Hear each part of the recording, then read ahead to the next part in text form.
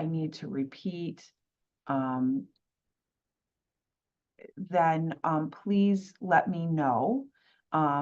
You're welcome to put it in the chat, or you're also welcome to unmute and pipe up. We are going to be recording this. So if you're hesitant to have your voice on a recording, totally understandable. And that's why you could feel free to put it in the chat. And I'll read it anonymously. So, today we're going to be talking about your nervous system and how a particular part of your nervous system is this sort of intervening variable between you and how you experience the world. And my hope is that at the end of today, and let me go ahead and share my screen.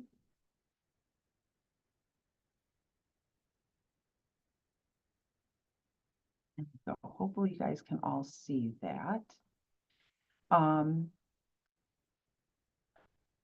Hopefully by the end of today, you guys will leave here with just some basic information about your nervous system that will help give you context for the things that you experience on a day-to-day basis.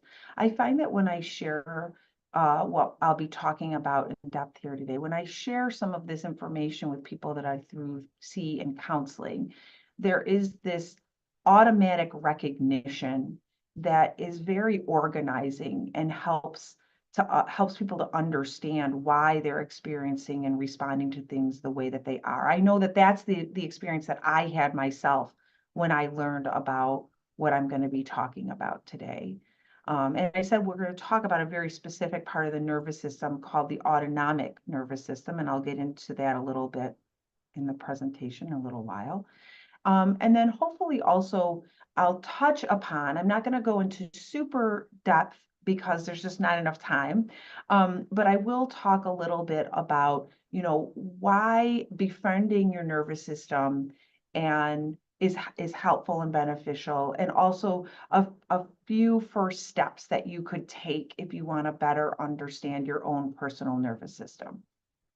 And I think to that end, I want to invite you all to just take a moment to just tune into yourself for a moment. And sometimes for some people, I know for me, it helps me to close my eyes, if that feels comfortable for you, and just kind of notice what's going on inside, right? To notice, maybe the first thing you notice is something going on in your body. There's a certain sensation that stands out to you. Maybe you notice, your body is feeling fatigued. Maybe you notice a certain area that's sore. Maybe you notice your heart is racing. Maybe instead what you notice is like a lot of chatter in your head, right? Maybe you notice like your train of thought, or maybe you're thinking something, your mind is busy. And maybe as you notice that, you start to try to make sense of that, right? Maybe what you start to think as you notice that, maybe you notice that you're feeling really grounded, really settled and curious about what you're going to learn here today. Maybe for some of you, maybe you feel a little more draggy, right? Maybe you're thinking, God, I hope that she's not going to actually ask us any questions, right? You're wanting to just kind of be in the background. And maybe for some of you, maybe you notice sort of a restlessness inside, right? Maybe you're feeling like, why did she wait until 5 after the start of the time? I was here on time. Why didn't she start at 10:30? Or maybe you've got something that happened before you came in, or something that you're anticipating after this program is done that's causing there to be a lot of busyness inside of your body, maybe a lot of busyness inside of your head, right? All of that you're noticing inside, right? That is all information that your nervous system is providing you. And I will give some context in a little while to really understand that. But what I want to start with is just kind of an overview of your nervous system. So we all kind of know we're on the same playing field of what we're talking about when I talk about the nervous system. And bear with me a second, because I've got a couple screens here. And I'm just wanting to make sure I have the chat. Okay. So you can see here, there's a couple different parts of our nervous system, right? We've got our central nervous system, which is our brain and our spinal cord, and then we have our peripheral nervous system, right? So we've got this kind of core from our head down our center. That's sort of like the main, let's think of that as like, that's the train station, okay? That's the like, with the headquarters. And then we have our peripheral nervous system, which is all those nerves branching off of the spinal cord, right? Those are like all the different train lines, right? So our brain and our spinal cord are like Union Station, and then all the different metro lines are like our peripheral nervous system. And our nervous system is responsible for all our senses, right? The five senses that we learn about: sight, hearing, smell, touch, taste, right? These are all the different ways that we take in information from our environment and from our nerves, and then our brain helps us to process those and make sense of them. And we've got some really important parts to our brain, right? So it's just some basics about our brain, right? You can see right there in the front, we have what's called our prefrontal cortex. That's like kind of our higher level thinking. It's where our executive functioning is, our attention. That's where like memory is stored. It's also where we produce speech, and we can also receive speech. Our receptive language, productive language is when we talk. Receptive language is our ability to understand what people are saying.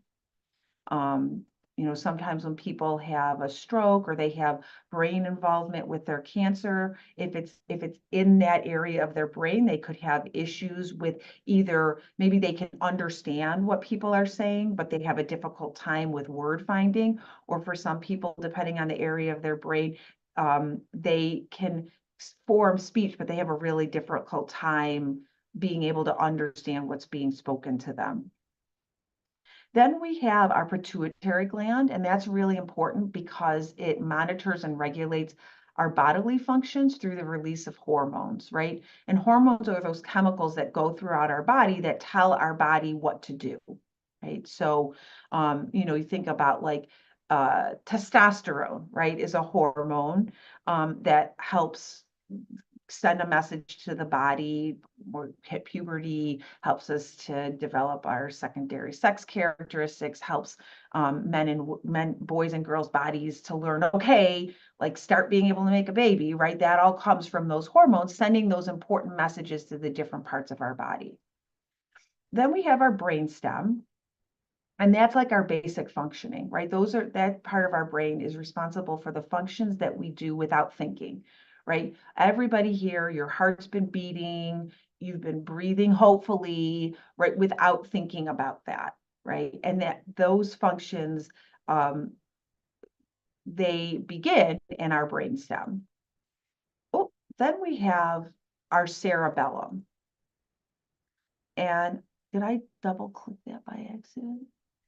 No, our cerebellum. And our cerebellum is responsible for voluntary movement, right? So that's things like posture, balance, coordination. And the cerebellum helps us have smooth and balanced muscular activity, right? So that it's not like jerky. Now we have a very important part of our brain that's sort of this cluster of parts of our brain called our limbic system, right? It's a set of brain structures that play a role in emotions, particularly those that evolved early and which play an important role in survival. And I want us, I think we think about emotions as like feelings, right? And I think in our society, we can often be taught to put our feelings aside and think rationally, right? Put our feelings aside and use our prefrontal cortex and use our rational thinking and our higher order thinking to move through the world. But when I talk about emotions, I think emotions are really important because emotions are just words that we have developed as humans to describe physiological changes in our body, right? So if I say happy, you have a sense of how that feels in your body. If I say angry, right, you can think about how that feels in your body. If I say scared, you can think about how that feels in your body. If I say sad, you can think about how that feels in your body, right? And so we have these physiological responses, and emotions are the labels we give that to try to understand and communicate what that is. So we don't want to undervalue or dismiss the important information and the important role that emotions play in us and the way we understand what's going on inside of us. And one of the parts of that limbic system, right, is our amygdala. And perhaps you've heard the term fight or flight before, right? When there's a danger, we talk about fight or flight. I got to get ready to fight the bear or run away. And the amygdala plays a really important role in that because it stores highly charged emotional experiences, right? Those big ticket items. And it also plays a key role in forming new memories that are specifically related to fear. Right.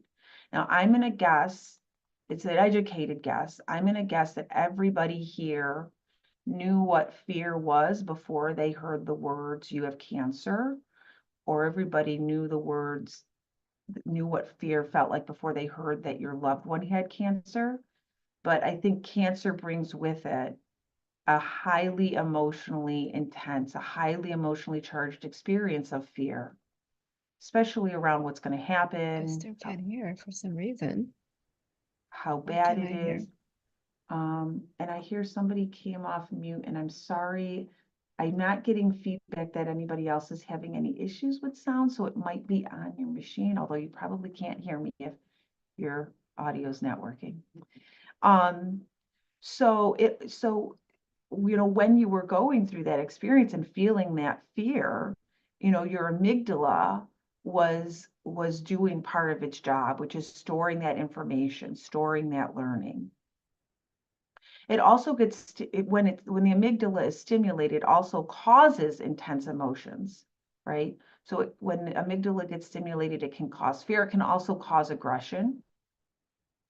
And then we have another part of our limbic system called our hypothalamus. And remember, I talked about before about our pituitary gland being involved with hormone release. Well, our hypothalamus also plays an important role in the regulation and the release of hormones. The hypothalamus is also involved with the autonomic nervous system, right? And I said we're going to talk a lot more about the autonomic nervous system in a moment. The hypothalamus also regulates things like thirst and hunger, and it also plays a role in regulating our mood. And then finally, we have what's called our hippocampus.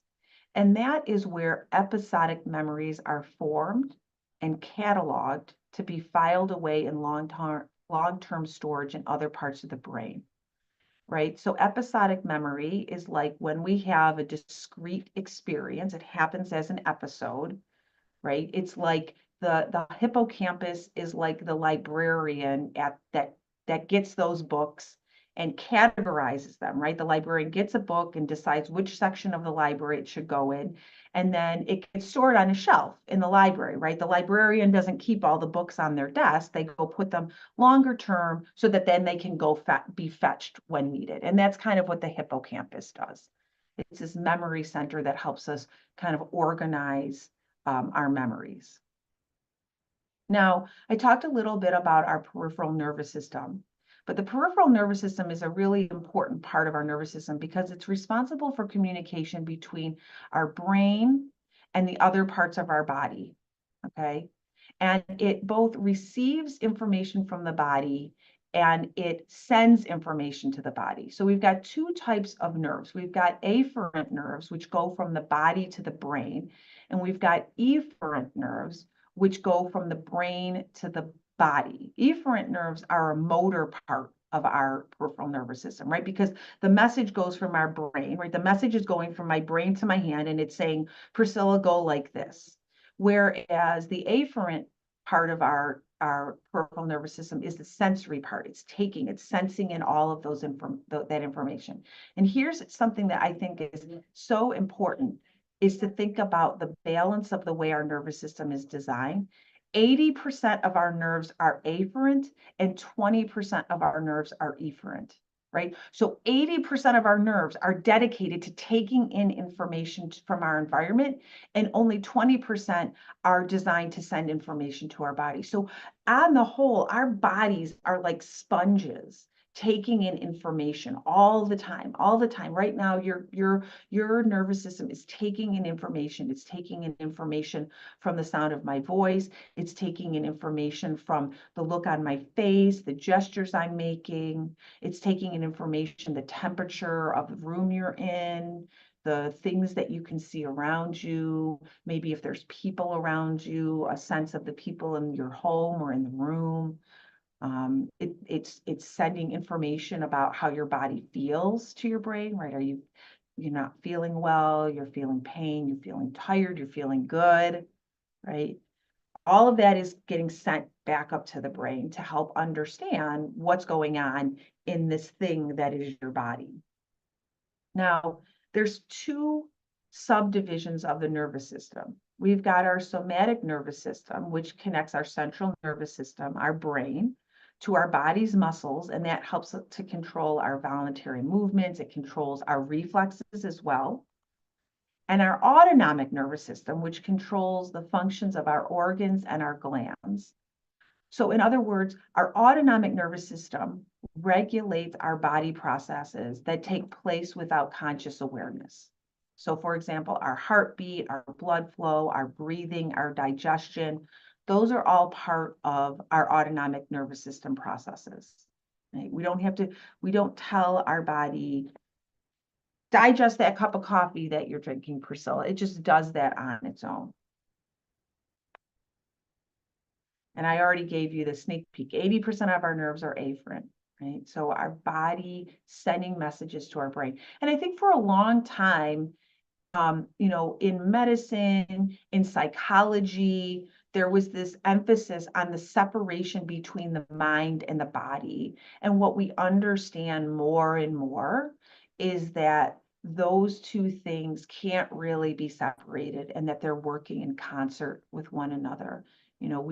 We have what we used to call mind-body practices or mind-body classes, right? Like yoga or Tai Chi, things that are things we do with our body, but things that we do with our body that send really important messaging up to our brain. So let's talk about our autonomic nervous system, because that's really going to be the focus from here on out. About that specific portion of the nervous system is the one that I really want us to focus our attention on. So we've got two parts of our autonomic nervous system. We've got our sympathetic nervous system. And our sympathetic nervous system, the nerves for our sympathetic nervous system can be found in the middle of our spinal cord, right? You can kind of see this diagram that is not to scale, but shows you the nerves coming off of our spinal cord. And it's got some non-reactive roles. That means if you're sitting and you're feeling okay enough with what's going on around you, and okay enough, I should say, isn't sometimes it can feel like a decision to feel okay enough, but that okay enough really comes from a pre-conscious process, meaning it happens before our thinking brain, our prefrontal cortex, can put words to it and make sense of it, right? Something inside of us says we're okay. And so what does it do? It regulates our breathing, it regulates our heart rate. What our sympathetic nervous system is also responsible for is responding to cues of danger, right? And it's the pathway that prepares us for action, that notion of fight or flight. It's when our sympathetic nervous system gets activated that we move into a state of fight or flight, which is helping us to do something, helping us to respond to that cue of danger that the sympathetic nervous system is reactive to. Now, we also have our parasympathetic nervous system, right? And there's two pathways in our parasympathetic nervous system. And I should say, so our parasympathetic nervous system, there's one nerve in particular that is the main component of our parasympathetic nervous system, and it's called our vagus nerve. And our vagus nerve, it travels throughout our body from our brain. It travels from the brain stem in two directions. It goes downward to the lungs and the heart and the diaphragm and the stomach. And then it has another pathway that goes upwards that connects to our neck and our throat and our ears, right? That's the main component of our components of our vagus nerve. And so our vagus nerve sends signals to and from the heart and the lungs and the digestive tract. It's very complex.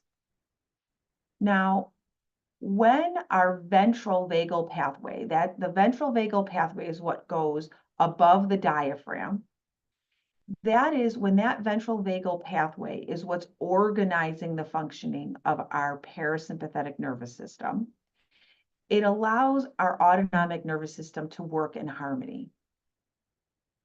And our ventral vagal pathway, and I'll talk more about this. So if this feels a little complex right now, don't worry, because we're going to circle back to this and talk about this in more detail.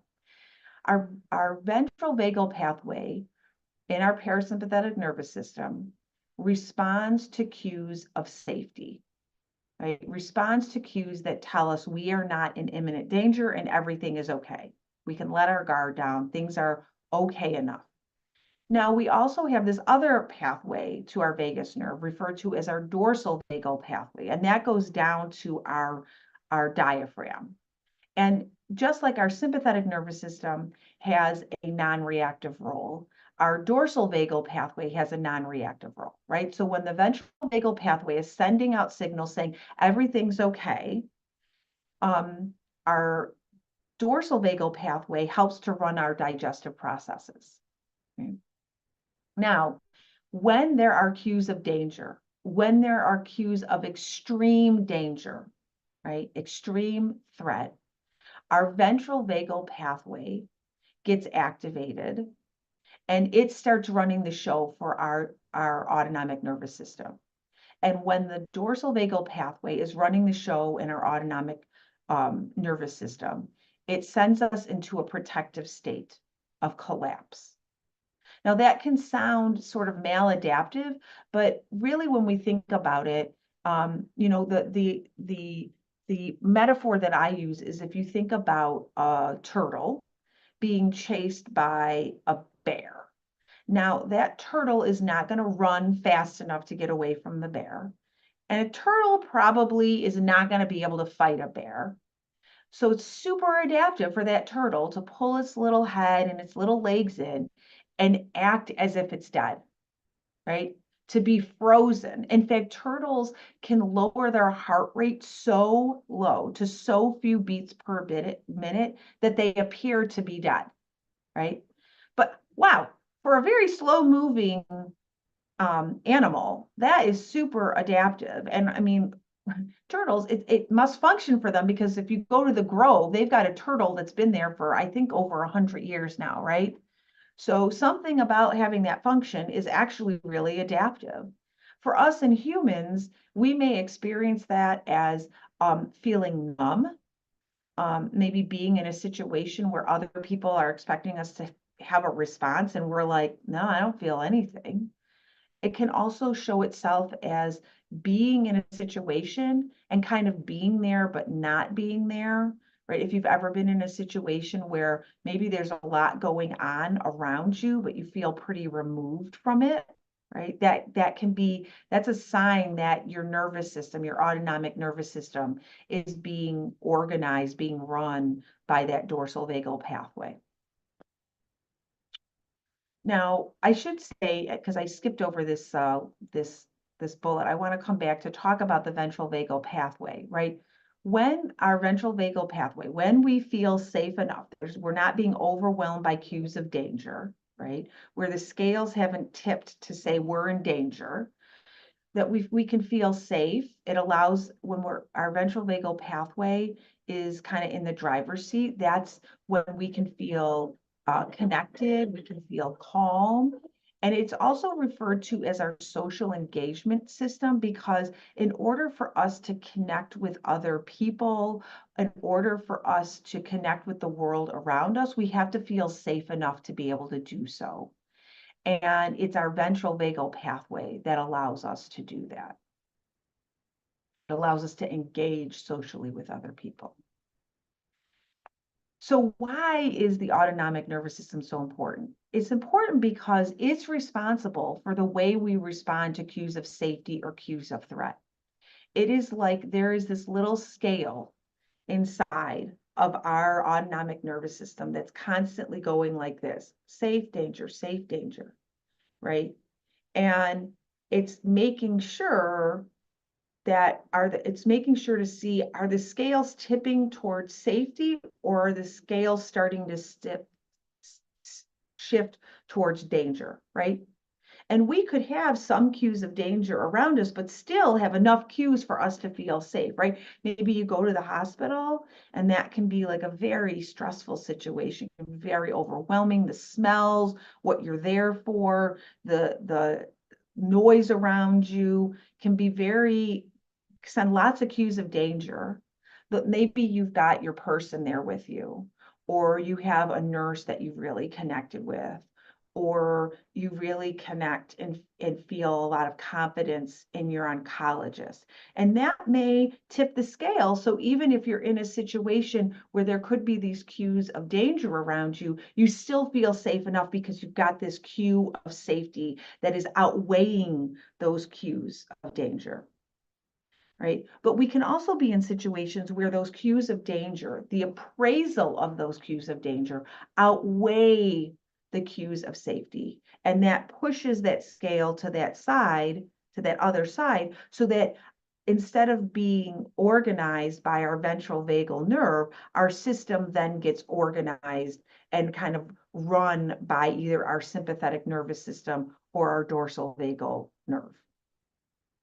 Now, we all come wired with the same system, but what happens is that our system is shaped by our experiences, right? So we all kind of come with the same computer program. I always say, like, we all come loaded with Word, Microsoft Word, but everybody has different documents created on their hard drive. And so the profile of the experiences that you've had over your life, starting from birth, are going to shape what your nervous system learns is safe and what your nervous system learns is dangerous, and how your nervous system learns to manage and respond in those situations. And highly charged situations, traumas, shape how our system reacts to the world. And it shapes whether we experience the world as full of threats, or if we're able to recognize cues of safety, right? All of the experiences that you've had up until this moment get brought to bear on, remember I said earlier, you're taking in information from the room you're sitting in, from the sound of my voice, from the look on my face, from the people around you in your home, from what you, right?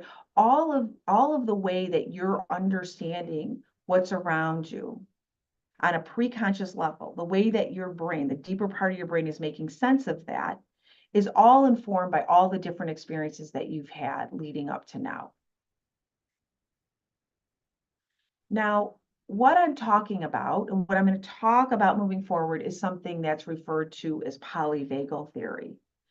And polyvagal theory was a theory of the autonomic nervous system that started, the research that the polyvagal theory is based on started in the late 1960s and then was first published in the mid 90s.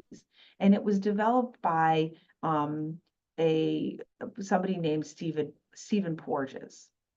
And you can see here some of his credentials. He actually started his research at the University of Illinois, Chicago, is where he got his start. And what the polyvagal theory was actually designed to, or grew out of trying to understand the way that premature infants were responding in the NICU. So it wasn't even designed or started as a way to be applied to therapy or as a theoretical orientation in psychology. It really was designed to understand this physiological response that scientists and physicians were observing and trying to make sense of. But it has translated outside of that arena to help us better understand our experiences as humans, right? How do we understand the way we respond in situations? Because and what we know is that our cognitions and our emotions and our body sensations, along with the behaviors that we have and the relationship patterns that we have, are all dictated by our autonomic nervous system and what state our autonomic nervous system is in. Are we in a state of safety, or are we in a state of danger? Are we in that ventral vagal nerve organizing what's going on inside of us, and therefore organizing the way that we experience the world and the behaviors that we have?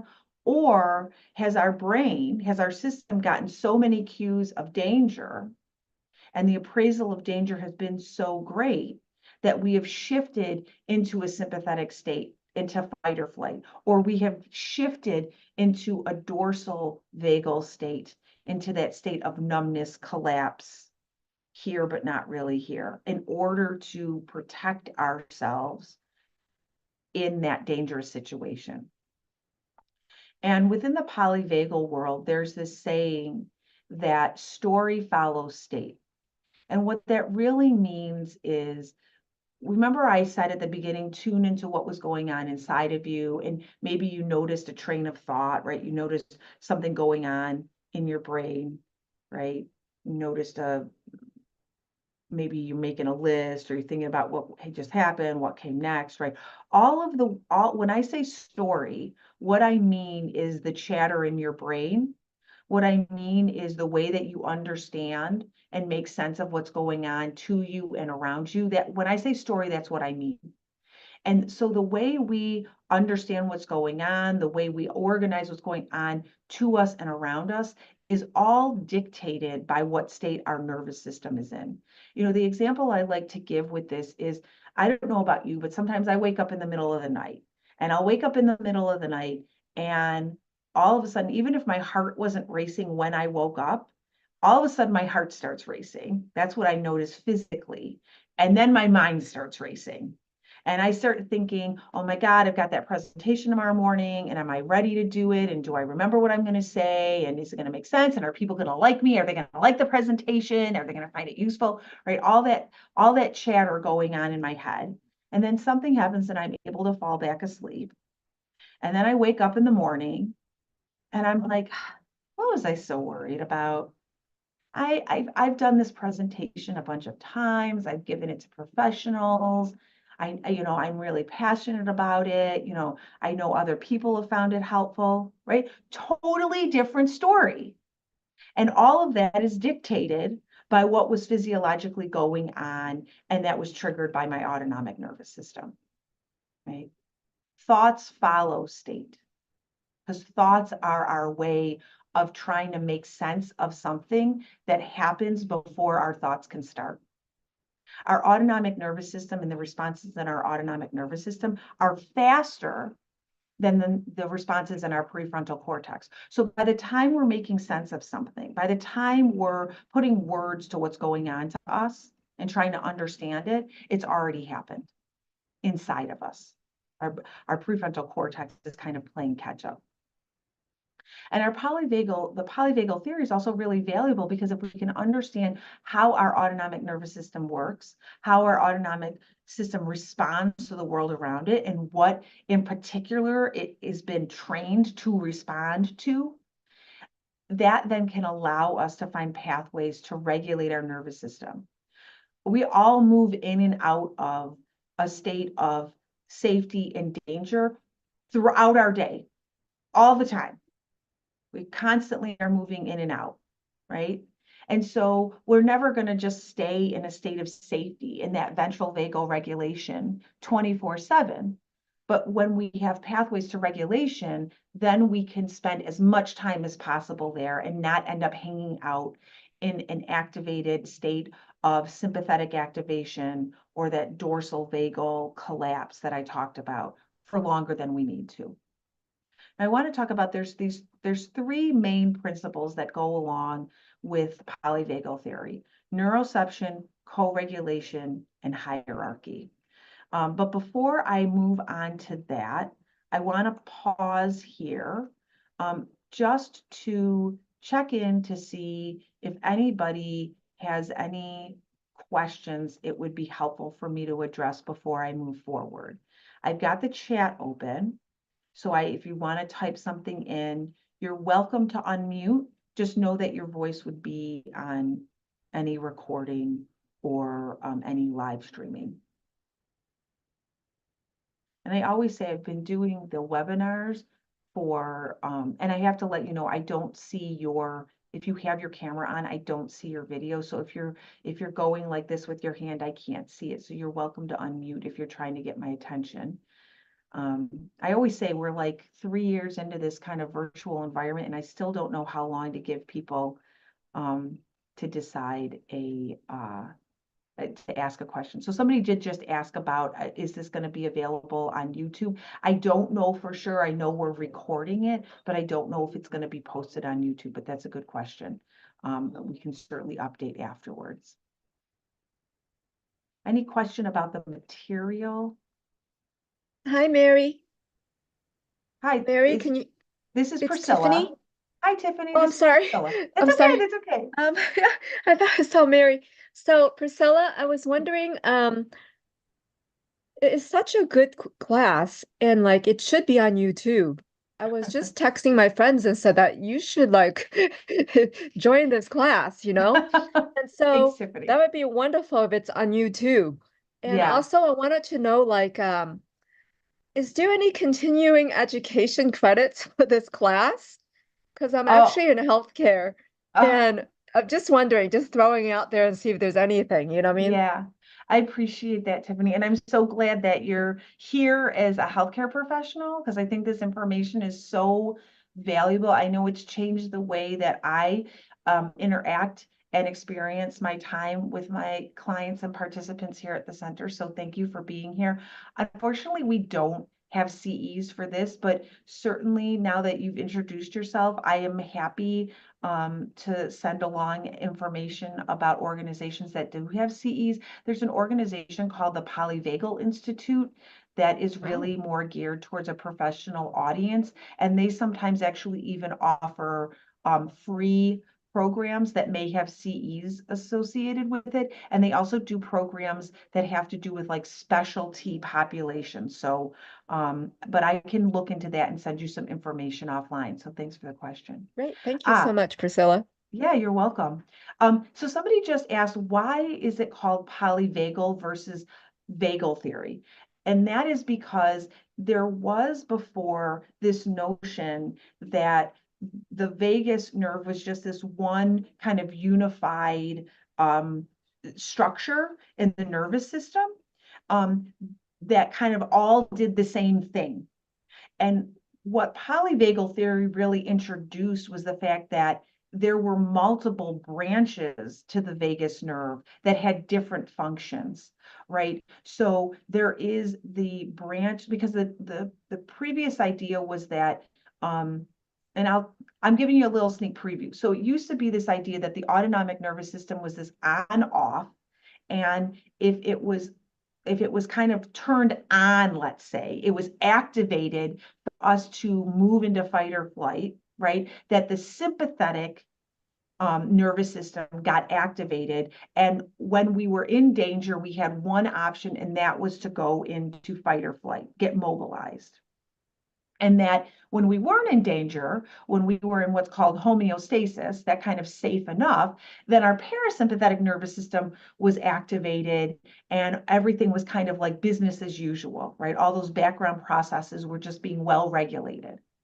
And so what Porges discovered along with his colleagues was that there are these two separate branches of the vagus nerve, and that yes, the ventral vagal pathway is responsible for that safety response, that our dorsal vagal pathway actually contributes this second adaptive response to cues of danger, which is that shutdown collapse, right? I will just say I am just a little like, I'm going to say trigger warning. because I'm going to just talk a little bit about trauma for just a moment to acknowledge, sometimes after somebody has been assaulted, there can be this question of like, well, why didn't you fight?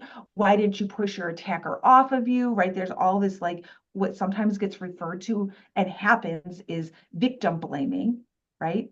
But when we start to think about it through the lens of how our nervous system is wired to respond, right? These are not conscious decisions. This is how we come wired. Okay. Then we're like, yeah, that makes total sense, because if a person's being assaulted and they can't get away from their attacker, going into shutdown and being numb and being there in body, but not really there in mind, I don't know about you, sign me up. That sounds super adaptive. And that's what happens.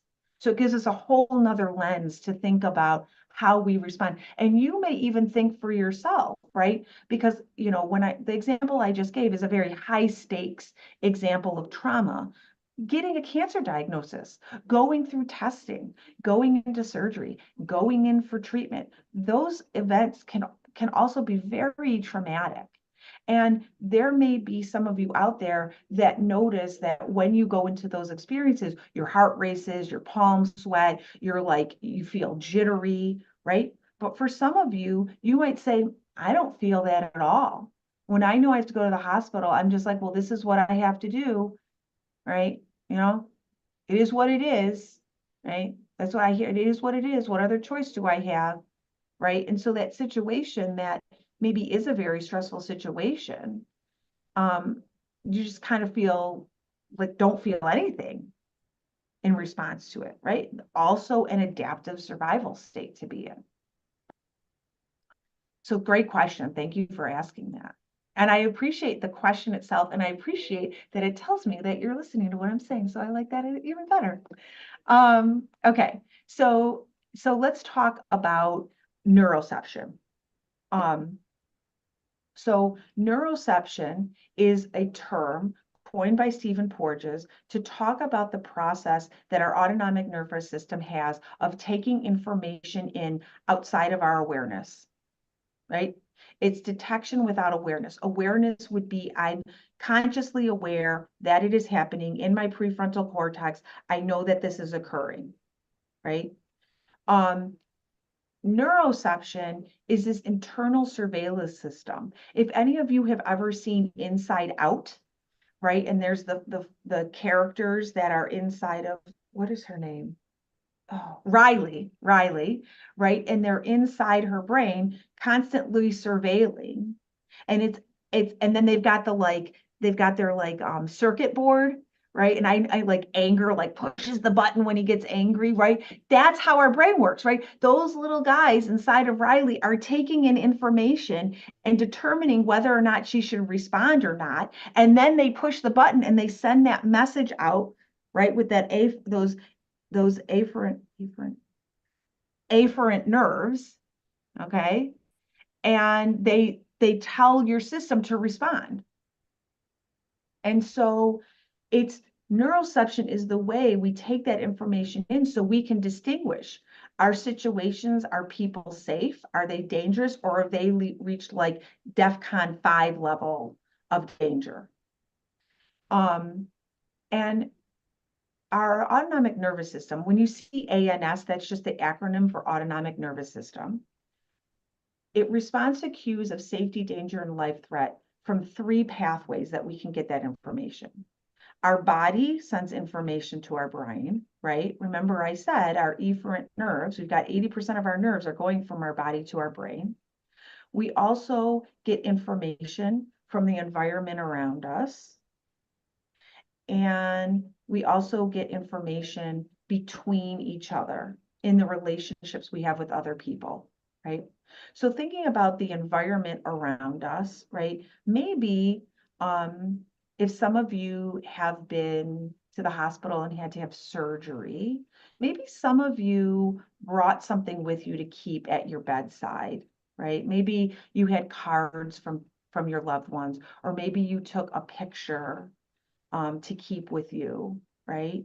I have my little guys My husband made little guys of me and my daughter, and I always have them right here, right? Those are my little cues of safety that I have in my environment, right? So having that stuff around you is something that can help send that message to your brain that says, here's a cue of safety, here's a cue of safety. Remember those people that were important to you. Remember that time when you felt good, right? And then we also pick up like vibes from other people and other people's nervous systems. And you can probably think of, and I know as soon as I start telling the story, I've got two people, one in each category, that come to mind right away.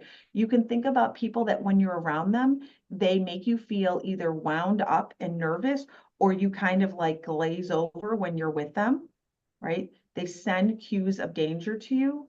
Or you can also think of people that send cues of safety, that like just being around them makes you feel calm, right? You can think about like when you're with somebody you're close to, and maybe you're feeling safe enough, and then you're with them and all of a sudden you have this sense of like, uh-oh, what's going on? Are they upset? Are they angry? Are they upset at me? Are they sad? Right? Your brain tries to make sense of something that your nervous system is sensing, which is their nervous system is no longer in a state of safety. Their nervous system is in a adaptive survival state, and then your nervous system responds to that. You know? That's all born out of neuroception, that pre-awareness, pre-conscious taking in of information. Okay. Now the second key um, um, principle in polyvagal theory is co-regulation. Now, there's a famous psychologist, her name is Sue Johnson. She developed something called emotionally focused therapy, of which I am of the school of emotionally focused therapy. And she has this saying where she says, we are not just Homo sapiens, we are Homo vinculum. And what that means is we are born needing to connect to other people. An infant baby cannot survive without a close other.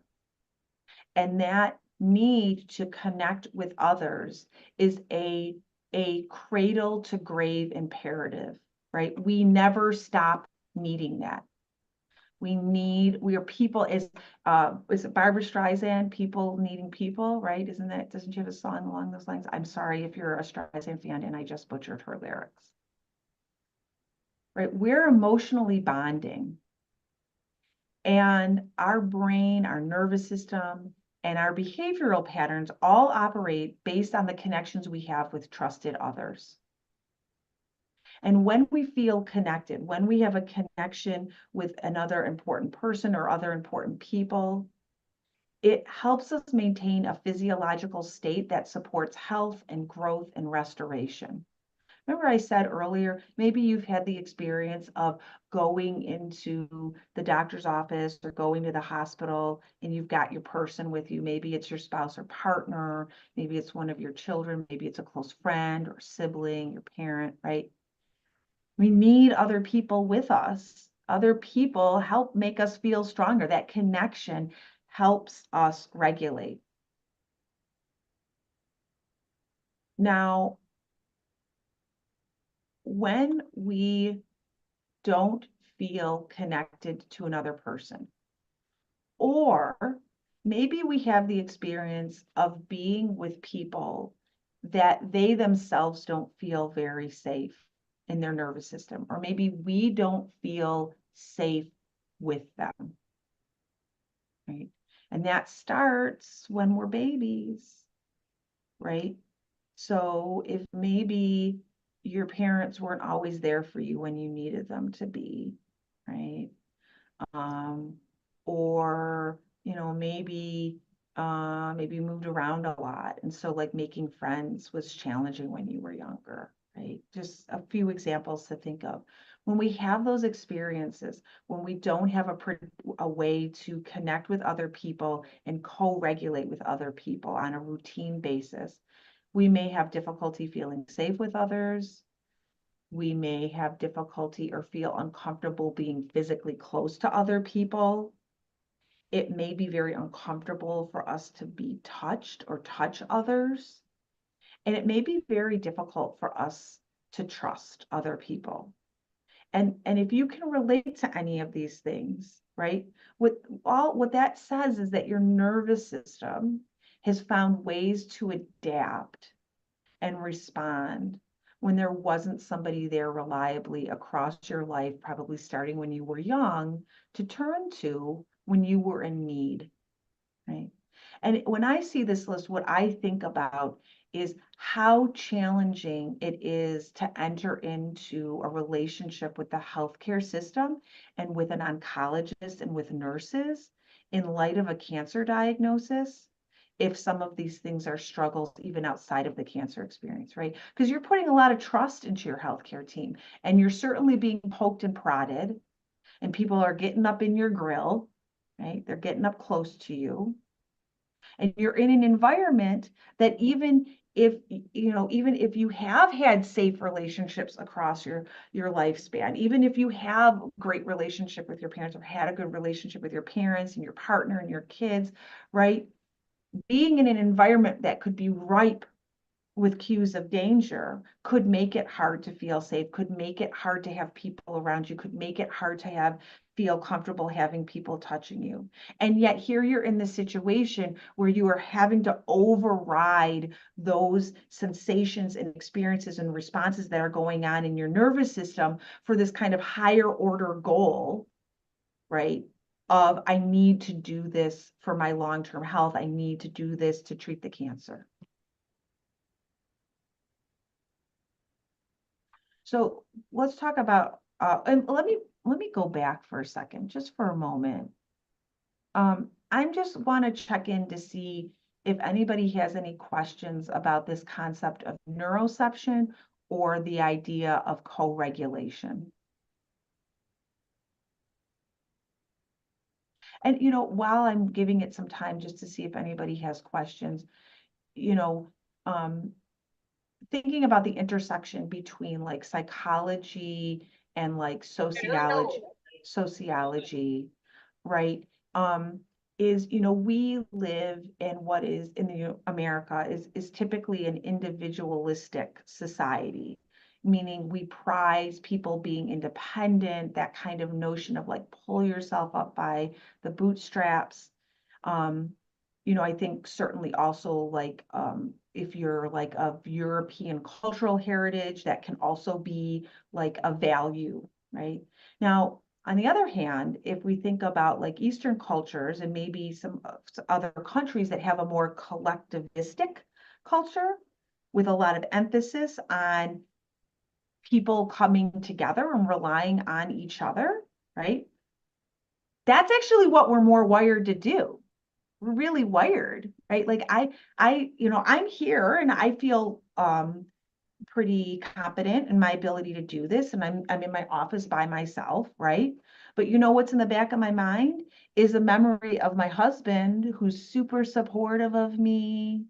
And he's like, can even feel it inside, a little choked up here, right? Super supportive of me, believes in me, trusts me. He's here with me, even if he's physically not here with me, right? So that co-regulation, and I think this is really can be really valuable to think about, is co-regulation can be when we're with somebody physically, but it can also even be the imprinting of that relationship in our brain and the strength of that connection that can stay with us even when we're not with that person physically. Right? That picture that you maybe had at your bedside, even if those people weren't there with you, that photo reminding you of that connection that you have with them and how much they care about you can still have that powerful physiological response of, right, I'm not alone in this. Okay. I'm going to pause. I didn't see anything in chat. And with regards to the recording, TBD, but we will certainly let you know if we have the recording available. Okay. Oh, and Lisa, our program assistant said we are going to send out the recording afterwards. So there you go. Okay. If there's something I need to circle back to, please let me know. Okay. So somebody just asked, does the imprinting happen in both directions? Meaning like, do we experience like, if we think about like a parent-child situation, does the parent imprint on the child and the experience of the child imprint on the parent? Is that what you're referring to? Because what I can say is it is what I would say dialectical, meaning the information that we learn is a two-way process, right? We're learning from the people around us and they're learning from us, right? So, and yes, so thank you for the clarification. So positive and negative relationships, very much so, right? Let me go back to that notion of the people that you can think of in your life where you have a very positive imprint of that person. And then the people where like you feel like just calmer when you're with them or calmer when you're thinking about them versus the people that when you think about them, you get kind of like tense inside. Um, as well as our brain is what's the word I want to use? Oh, it's I will think of it in a moment, but our brain is always learning, right? And it can What's that? learn, Oh, acoustic right? stuff.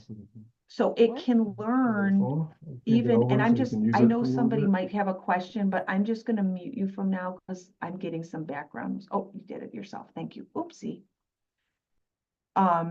So our even if you've had challenging and traumatic experiences earlier in your life or even more recently that made an imprint on your brain, right? That is causing your autonomic nervous system to start saying to you, oh, that's a cue of danger, that's a cue of danger, that's a cue of danger. You can reshape your brain, right? The brain is not static. The brain is constantly learning and has the ability to change. As a therapist, that is like foundational to my belief, right? I wouldn't work with people if I didn't think that there was a possibility for them to heal and recover to current or past traumas that they've experienced. Now, I see somebody wanted to ask a question. They can't find the raise hand button, but you're welcome to unmute or if you want to type it into the chat. And I hope that the person that asked the question about can the imprinting be positive and negative, I hope that helped answer that. I mean, and what I will say is like, while the person that wanted to raise their hand, you can come off mute while I say this, which is you can have the experience, right, of what we would call secure attachment, right? Having a close other as an infant, as a child, as a young adult, having the experience of when I reach for support, somebody is there for me, right? And when I need somebody to understand me, somebody is there understanding me. When I need help, somebody is there to help, right? And that gets imprinted. So then what gets imprinted in the brain is people are not in general a threat. And if I need somebody, I can find them. Okay, does the person that wanted to raise their hand, do you want to come off mute? Do you still have a question or did I address it in my, you're still here? No? Okay. If you want to ask the question and I move on, just come off mute and say, woohoo, Priscilla, I want to ask that question now. Okay. I'm Okay. Janice. I wanted to ask the question. Yeah, please. At one point in your conversation, please excuse me because I don't know the correct vocabulary, but Mm-mm. what you were mentioning that we have experiences that our system has memorized, recorded, or maybe you say printed. Yep. And by the time it reaches our brain to recognize what it is, there's a big lapse. And then do we respond to that imprint if we don't wait practically for the brain to, work it out what we're perceiving? Yeah. If you could So speak to that again, please. yeah, Thank you. for sure. So the autonomic nervous system has a faster response time than like our thinking part of our brain. And I will also want to say, Janice, thank you for what you said because it gives me an opportunity to say, like, I know I use a lot of technical terms, but hopefully the concept comes through, because I know I would not expect anybody to remember all of these terms. In fact, I have little notes here to help me remember all the terms. So there you have it. So there is like fractions of seconds difference between our autonomic nervous system responding and our prefrontal cortex trying to organize what just happened. So it's not this like long lag time that occurs. It's not like it happens and then minutes later our brain comes online. It is though saying that the physiological response that gets triggered by the autonomic nervous system that gets your body and your system into an adaptive state to address whatever danger has been neurocepted. That happens, fractions of a second before your brain is processing what happened. So that's why we can become aware that something has happened, and we can start we can intervene to help our brain learn new response patterns. And at the same time, that response is still automatic. We can't, basically what I would say is it's not a choice, right? It's not a choice. Feeling nervous isn't a choice. Getting angry isn't a choice. Right? Feeling shut down isn't a choice. Now we can become aware that it's happened, and we can become aware, more and more aware of the pathway that we're on that lets us know we're headed in that direction. So, oh, okay, what can I do to help myself? Or, oh, I found myself in this survival state. What do I need now? Do I need to be here, or do I need to do some things to take care of myself?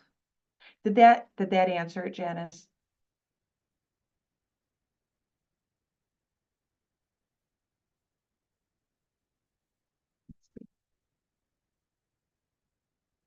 Yes, it did. Thank you.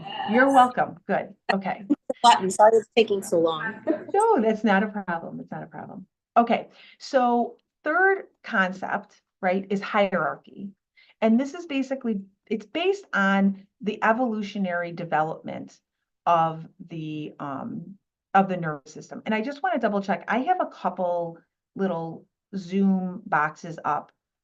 But it's not interrupting what you guys see on your screen, right? Lisa, you can't see the chat on your screen, can you? Okay. I'm going to assume not, because nobody's unmuting to tell me they can see it. Okay. Great. Okay. So when we think about what was the oldest part of our autonomic nervous system to develop evolutionarily, and actually the oldest part, the most foundational part of our autonomic nervous system is our dorsal vagal pathway, right? That is like the primary the primary adaptive state that we could go to is in a state of shutdown. It's the oldest pathway, and its response lies with our ancient vertebrate ancestors. And then the second pathway to develop was our sympathetic branch, right? And it is, in addition, alongside of our dorsal vagal pathway, our sympathetic branch is part of our primary defense system. That's our call to action. And then the newest part of our autonomic nervous system is our ventral vagal pathway, right? And it's unique to mammals, that ventral vagal pathway, that part of our pathway that allows for social engagement. Now, we can think about dangers and threats, right? Very primal dangers and threat. A bear's chasing us, a lion's chasing us. But we can also think about modern day threats. Maybe we get into a fight with our partner, we feel left out, there's an accident, we've got financial issues, got piles of paperwork or work to do, or you've got a test you've got to go into. And what happens when those modern day cues of danger of life threat are detected? It is the same system. It is the same system that cavemans used to get away from a saber-toothed tiger. Don't hold me accountable for how actually archaeologically accurate those those that is. But it's the same system. It's the same system, right? The thing that helps us respond if we're being chased by a bear is the same part of our system that is going to be activated if we're running late for an appointment. And with that hierarchy, we know that we move in and out of these, let's call them states, in a predictable way, that the way our system responds happens in an ordered fashion. Okay? So if we are, for instance, moved into a sympathetic state, so the appraisal of danger outweighs the appraisal of safety. And I want to take a moment to talk about appraisal, right? Q is the information that comes. The appraisal is when that neuroception occurs. The appraisal is that internal learning being applied to determine, was that cue a cue of danger or a cue of safety? And appraisal does not always match with the reality of danger, right? But the appraisal is informed by lived experience. And the appraisal is born out of an adaptive response. So think about a soldier comes home from war, he's sitting outside, he hears a car backfire. What does he do? Ducks, he covers, he gets hypervigilant, right? Now, the appraisal of danger sent a cue to his brain, and his neuroception said, uh-oh, are we under fire? And he responded. And he responded without his prefrontal cortex, because the prefrontal cortex would have said, well, what was that? Was that a car backfiring? Was that a firework? Was that gunfire, right?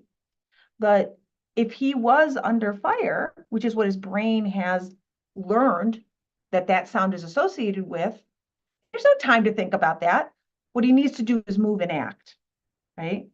And that same thing in even lower stakes situations and those experiences we have over our lifetime are going to impact whether we appraise a cue as dangerous or safe, right? So, maybe if you're maybe I'll say, for example, my dad, when I was young, before he was going to yell at me, his face got really blank. And so now when I see people's faces that are really blank, I can have this automatic response of, uh-oh, I'm about to get yelled at. And I'm not thinking that. It just happens in my brain, right? But there's lots of reasons people could have kind of like a neutral face. Maybe they're listening. Maybe they're thinking. Maybe they're getting ready to say something, right? There's all kinds of reasons. But my little brain, and that deep part of my brain said, neutral face means you're about to get somebody yell at you, Priscilla, so get ready. But I can be aware of that, right? And that awareness has allowed me to sort of retrain my brain and to allow me to have a different response pattern, because I'm aware that can be something that can trigger me. Or I can be aware when I've been triggered and be aware, okay, wait, I just made this appraisal. What do I want to do about that? Okay, so sympathetic is this state of mobilization. And I actually think the term mobilization, I like that better than fight or flight, because sometimes we're not fighting anything, we're not running away from anything. But really what the sympathetic state, when our sympathetic part of our nervous system gets activated because it's gotten these cues of danger that now outweigh the cues of safety, is inside everything in our being is do something. It is that feeling of there's so much energy in your system and one more thing will push you over the edge, right? And that mobilization can be physical, but it can also be mental. And I like to make that distinction because especially when it comes to a cancer diagnosis, you can actually be having to manage a lot of fatigue and still be in a mobilized state, right? If any of you can relate to being really physically tired, but your mind will not shut down and your mind is racing, right? I hear that a lot from people, right? I'm so tired during the day, and then I go to sleep, and my head hits the pillow, and I cannot shut my brain off. I'm thinking about what happened. I'm thinking about what's going to happen. I'm making a to-do list. I'm problem solving, right? All of those wheel in the hamster, right? The wheel in the hamster is mobilized and is running around the hamster wheel, and that is a form of mobilization. And what happens is that gets activated when the world gets too challenging, when us doing things no longer feels like we are going to meet the demands of the environment. We get filled with energy. Physiologically, our heart rate speeds up, our breath gets shorter and shallower.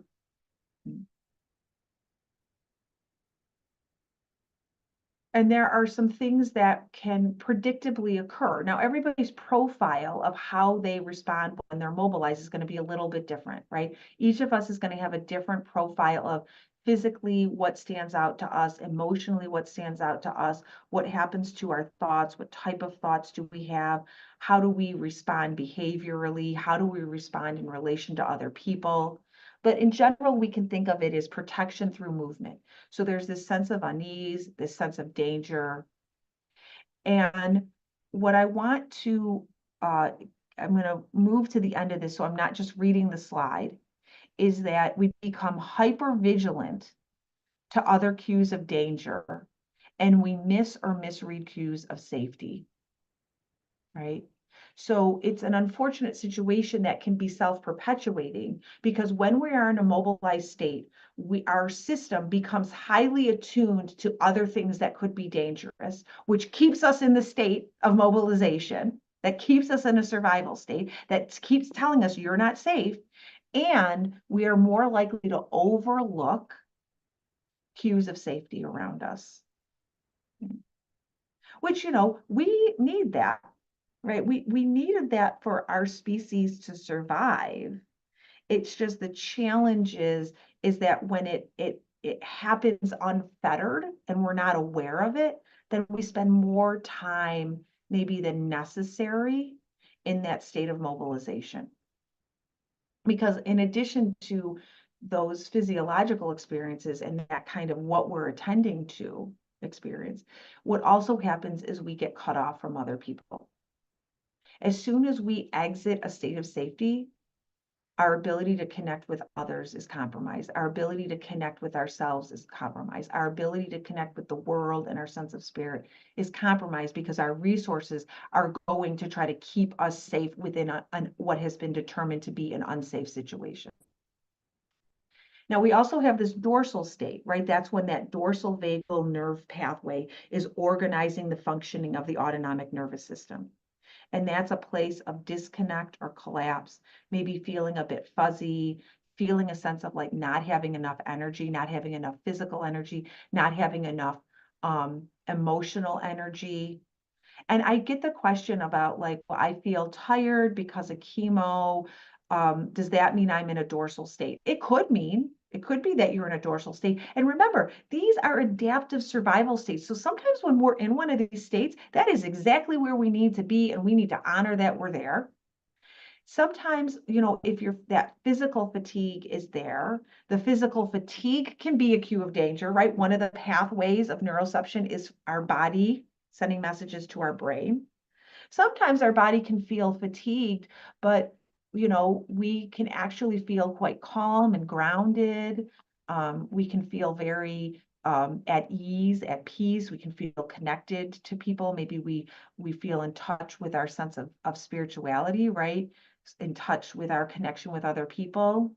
So you want to think about not just looking at one small piece of the experience, but looking around and getting a full picture of what else do I notice is going around on for me, in addition to that, not feeling like I have enough energy.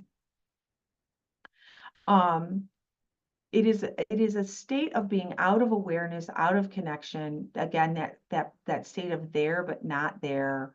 There can be fatigue associated with the state, also stomach problems, right? Because when we're in a state of safety, our dorsal pathway is responsible for digestion. And if our dorsal pathway is responsible for keeping us safe, who cares about digesting the cheeseburger we just ate? And just as with in the sympathetic state, there are these kind of predictable patterns that we can see, right? We can feel numb, right? Maybe other people, I would think I would feel something, but I'm not feeling anything emotionally. We can also feel alone. We can feel lost, a sense of despair, a sense that safety and hope are unreachable because we're at that bottom. If we think about this as a ladder, we're at the bottom of that ladder. Now, where we want to spend our most time is in ventral. And let me just say one other thing here, which is what I see frequently is people ping-ponging between being in a sympathetic state and being in a dorsal state. They're highly mobilized, and that's adaptive. I've got lots of doctors I've got to call. I'm coordinating things. I'm trying to figure out how am I going to do life in addition to the cancer diagnosis. And what can happen is going to a dorsal state can be brought on by cues of extreme danger in the environment. They can be brought on by being in a sympathetic state for an extended period of time and it not helping to get out of the situation that's been deemed dangerous, right? And so being mobilized wasn't doing me any good. And so I go into a state of shutdown, of immobilization. Or it can be like an exhaustion of resources. I've been in this mobilized state for so long that I just don't have like just the like hormonal, the like stress hormone resources to stay in this state for any longer. And so what I see is people, they're in a mobilized state and then they go into shutdown and then they find a way to kind of climb up a bit. But when we climb up, if you're climbing up this ladder, right, you have to move from dorsal into sympathetic. And so they move to sympathetic, but they don't know how to do that safe enough. And so then they get mobilized again, and then they collapse, and get mobilized again, and then collapse, right? If you've had the experience of like being go, go, go, go, go, and then maybe there's this like calm, like, okay, I don't feel so stressed out, but like I'm with my family and friends, and like I'm not having a good time, but I'm not having a good time. I'm like just going through the motions. That could be a sign that you're not calm or grounded per se, but that you're in a dorsal state, you're in that protective state. The other thing too is that we also learn over the course of our life which of these adaptive states is the most effective state to go in when there is something dangerous happening. So some of us learn that being mobilized, I'm one of them, being mobilized is the most helpful thing for us to do. And so that's the state we tend to go into when we're in a situation that's internally deemed to be dangerous. Or we may have learned that going into that shutdown state, I'm here but not really here, kind of like, that pulling inward. Maybe you've learned that that's the safest state to go into. And so that you're more likely to go there and move so quickly through sympathetic that you don't even notice it. Okay, but now I'm going to pull us up the ladder. And that might be a little bit abrupt, right? Because I've just dragged us down. But I want to encourage you to think about a time when things just felt right in the world. And they don't have to be like a 10, right? But that it felt like you could do what you needed to do, maybe you had a little energy left over, you felt good about the relationships in your life, you felt like you could take on the things that you needed to do, right? Kind of a general sense of everything is okay enough. I can make it through the day and I can even look ahead, right? And that experience lets us know that our ventral vagal pathway is organizing the functioning of our autonomic nervous system. Our heart rate is regular, our breath is full, we can connect to ourselves, connect to others, the world, our sense of spirit. And that's where we want to spend most of our time.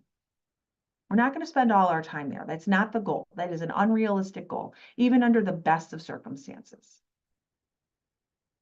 And that's when our social engagement system is online that allows us to feed and be a part of those relationships. We can co-regulate, self-regulate. We can tune into the moment. We can reach out. We can explore. We can be curious, right? You can think about the times when something is going on with somebody in your life and the times when maybe you felt confused. What is up with them? Versus the times when you felt like curious and like concerned, like what's going on with them? I want to find out more. I want to understand what's going on, right? That's that ventral energy, that ventral state that's allowing you to kind of tune in. It's also the state that allows us to be flexible and resilient in the face of whatever is going on around us. And that autonomic ladder, we move up and down that ladder. We move in and out of these states throughout our day. And sometimes it happens and it feels imperceptible, and sometimes we're very aware of it. Sometimes we are very aware of how we got there, and sometimes just all of a sudden we just find ourselves feeling mobilized, maybe feeling anxious, angry, wound up. Maybe we all of a sudden we find ourselves shut down. We don't know how we got there. And so, as I mentioned, we can move in and out of these states throughout our day. And that's normal. What we want is we want a way to find a pathway to allow us to move out of those adaptive survival states when they are not serving us. And what we want is we want to spend as much time under the umbrella of ventral, right? That's sort of a saying, meaning we want to spend as much time with our ventral vagal pathway, organizing the functioning in the driver's seat of our autonomic nervous system, because that allows us to savor experiences. It allows us to trust that our sympathetic branch is there in the background. The security system is on and will let us know if something needs to change. And it allows our dorsal vagal pathway, those sort of basic utilities, if you will, to be working. Now let's talk about, and this is our last couple minutes here, let's talk about why is it helpful to befriend our nervous system. And you can see here that when we have a flexible response pattern, now what do I mean by that? That means if I land in sympathetic, if my sympathetic nervous system gets activated, or I land in dorsal, my dorsal vagal pathway is the one organizing my autonomic nervous system. Do I have the flexibility to move out of that state? Or do I get there and I don't know how to get out? Another way to think about flexibility is, do I have a rigid response pattern? Is it that every time I see somebody with a neutral face, I automatically get activated? Or do I have the flexibility to notice what's going on inside of me, to slow it down so that I don't automatically move into a survival state? And you can see there's sort of these corresponding patterns that we find, that research finds, right? These findings are based on research to understand what happens in our system, right? The difference between being able to focus versus being distracted, the ability to be resilient to stress versus having that heightened startle response, and not being able to tell what is an important cue and what is not an important cue. What is a cue of safety? What is a cue of danger, right? Well-being, do I experience a state of subjective well-being, or do I find that I'm experiencing depression and anxiety? Do I feel isolated from others? Am I hypervigilant for the facial expressions of people?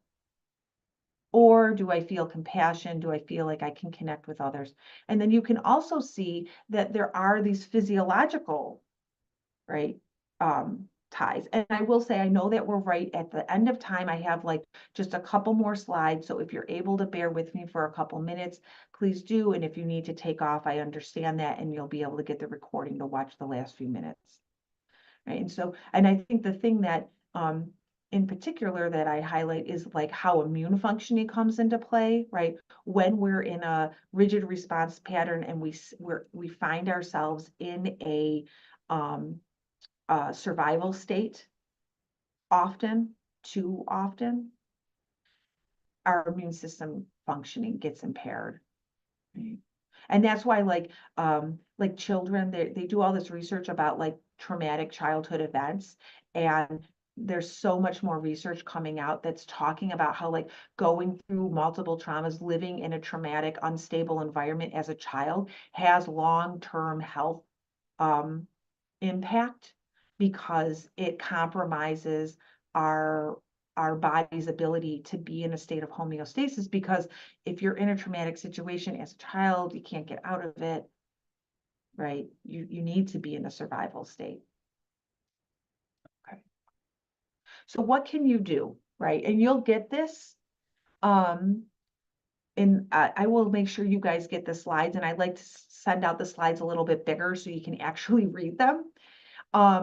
One thing that you can do is map out your nervous system, right?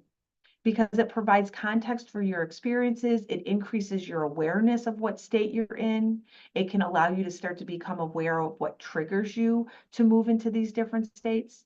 So mapping your system means going through and calling to mind and body each of these states, that mobilized state, immobilized state, and state of safety and connection, and to ask yourselves these questions. What do you notice goes on in your body? What emotions? What thoughts or thought patterns do you have, right? There might be specific thoughts you have, but there could also be the quality of your thoughts. Are your thoughts racing? Are you blank? Is it hard to find words? Okay. How do you relate to other people? What happens to the way you interact with others, depending on what state you're in? What do you tend to do? And then also, what's your relationship with food, as well as other substances, right? Do you find that you're more likely to have an alcoholic drink? Do you find you're more likely to use cannabis when you're in one of these states? Maybe you have prescription medication, right? Maybe you've got something the doctor's prescribed as needed, and you're like, when I'm mobilized, I reach for the Xanax, and I don't do that when I'm in a ventral state. Or even maybe I do that when I'm in a sympathetic state, but I don't do that when I'm shut down.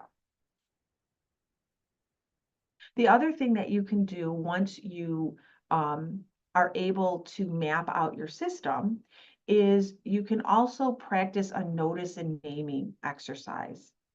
And I always encourage, like, you can pair it up with a cue, like an intentional cue. So not a neuroceptive cue, but like an actual prefrontal cortex identified cue to say, okay, every time I brush my teeth, I'm gonna just check in with myself and notice where I'm at, and find myself on my map, find myself on the ladder, right? So like right now, I'm gonna check in with myself, and I'm feeling a little sympathetic energy starting to weigh in, because I'm aware we're over time and I want to be respectful. But I feel like we're pretty close to being done. I feel like you guys have given me really great questions. It seems like this has been helpful. So, I feel good about what's happening, right? I feel like I'm in that ventral state right now. Maybe even noticing for yourself, like we did at the beginning, tuning in. Where are you at now in this moment? And there's no need to change it. The notice and naming exercise at this point is not to say I need to do anything about it. It's just to say, am I even aware? It is bringing something that happens wordlessly, that happens pre-awareness, and starting to bring awareness to it once it's happened. And I will say, when we notice and name, it can also help us become more aware of triggers, like things that move us into these survival states or help us stay or return to a ventral state. Because as we start to be aware of that, then we might say, geez, you know, whenever X happens, I tend to go into shutdown. And so do I need to honor that and just respect that and know that about myself? Do I need to do something a little extra to take care of myself? Do I need to build in some time? Do I need to do something ahead of time or afterwards to give myself a chance to kind of recover from that experience? So for those of you that have been convinced by today's program that befriending your nervous system would be valuable, and you're like, yes, Priscilla, this was helpful, but now what? Like I said, the mapping and the notice and naming, and just becoming more aware of your autonomic nervous system. Deb Dana, who is a therapist, she's a social worker she's one of the kind of big names within the professional polyvagal community that really helped translate Stephen Porges's work into like a lay audience and into an application for work in therapy. She has a lovely program called Befriending Your Nervous System. And I should say, I am of the school of Deb Dana. There are other people out there that do marvelous work with the polyvagal theory. She just happens to be one of my mentors and somebody I trained under. But she has an audio program called Befriending Your Nervous System that kind of walks you through exercises. She also has a book called Anchored that's intended for a lay audience, a non-professional audience. So if you want more, that would be a great next step for you. I am also always open for questions. You can see my contact information up here. You're welcome to reach out to me via email. And I will, I'm going to stop share so that I can send some ventral signals your way before the end of the program here. I want to thank you guys all for being here, and I have a few minutes if people have questions before we leave. If you need to hop off, that's fine. But I want to thank you all for your curiosity about the subject. I hope it's provided some new context to your experiences and that sort of like, oh, that's why that happened, right? And I think the other piece of like, we're wired. I was wired for that to happen. And now that I know that, well, now what would I like to do with that knowledge, right? So thank you for being here, but I want to open it up and take just a few minutes for questions if anybody has anything they'd like to check in with me about before we end here.